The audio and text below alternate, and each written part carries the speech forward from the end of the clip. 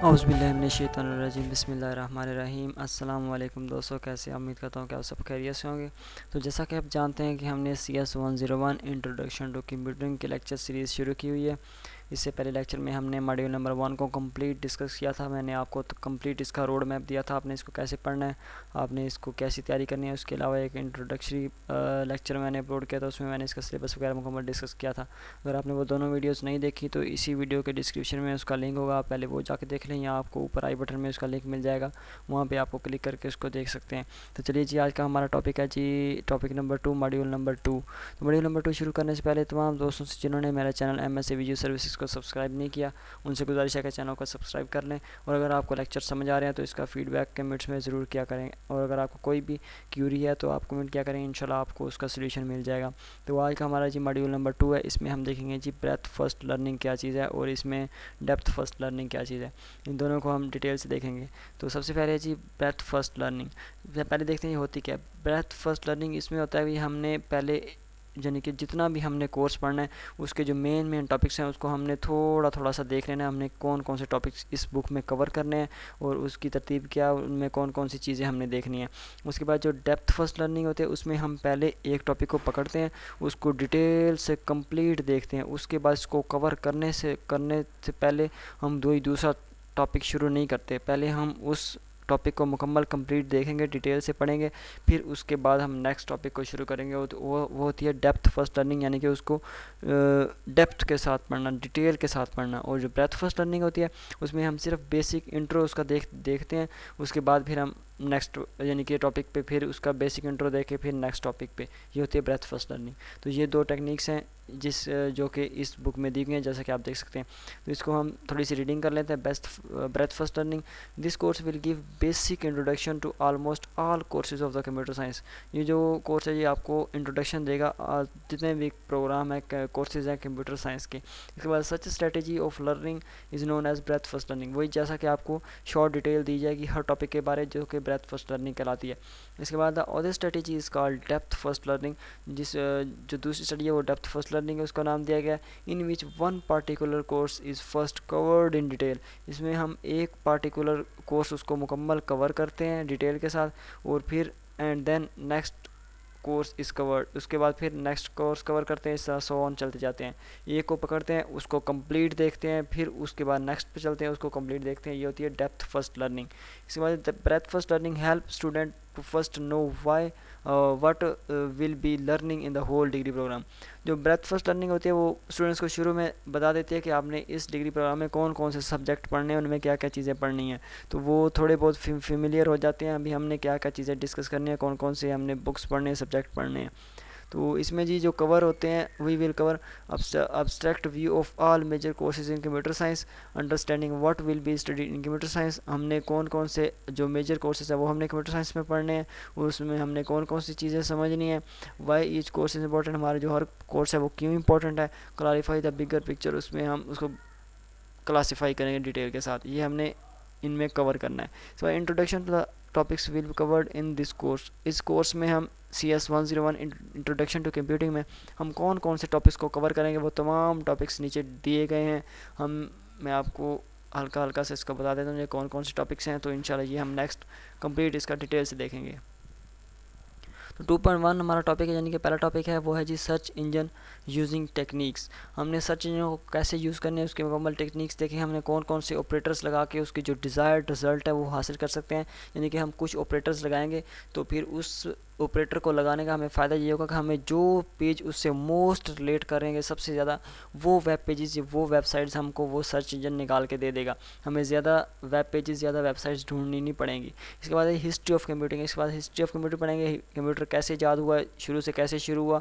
पहले एप्सिस मशीन थी, उसके बाद फिर गियर टेक्नोलॉजी थी, उसके बाद वैक्यूम टेक्नोलॉजी आई, फिर रजिस्टर्स आए, फिर ट्रांजिस्टर्स, इस तरह मुकम्मल यानी कि शुरू से कैसे इसकी इब्तदा हुई 18th सेंचुरी में, वहाँ से लेके आज तक जो 5th जनरेशन के कंप्यूटर्स हैं उसको हम पढ़ेंगे CS101 इंट्रोडक्शन टू कंप्यूटिंग में, उसके बारे में बताया गया। इसके बाद हमारा जो थर्ड टॉपिक है वो जी डाटा स्टोरेज।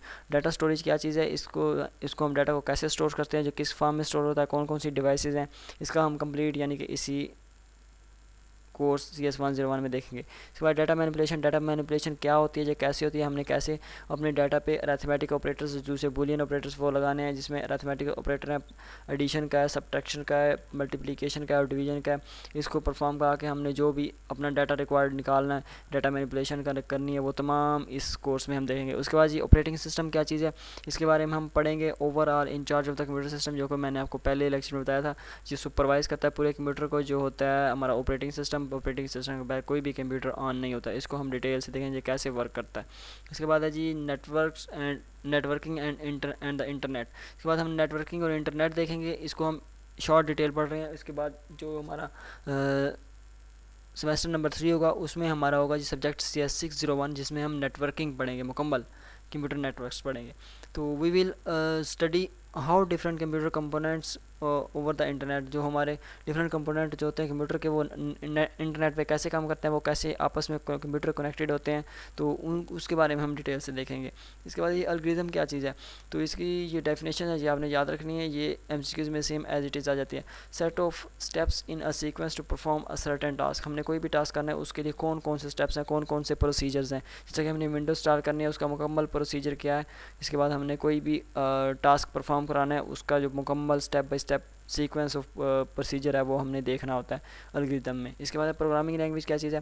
प्रोग्रामिंग लैंग्वेज इस CS101 इंट्रोडक्शन टू कंप्यूटिंग में हम बेसिक इसका थोड़ा सा देखेंगे, जिसमें इसकी डाटा टाइप्स आ जाती हैं। उसके अलावा इसके थोड़े से ऑपरेटर्स आ जाते हैं, अरिथमेटिक्स ऑपरेटर जो हो जाते हैं। इसके अलावा हम इसमें देखेंगे जिसका थोड़ा सा इफ़ स्टेटमेंट होगी या एल्स स्टेटमेंट होगी या 1 2 डू या वाइल लूप हो जाएंगे। तो ये बेसिक्स हैं बिल्कुल थोड़े से।